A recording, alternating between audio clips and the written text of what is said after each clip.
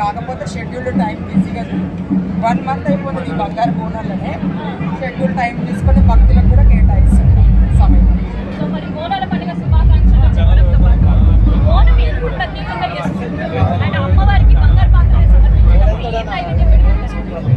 మనం మట్టి కుండల్లో రాగి బిందెలలో ఇక్కడి బిందెల్లో పెట్టినట్టే అదే అమ్మవారికి నైవేద్యం.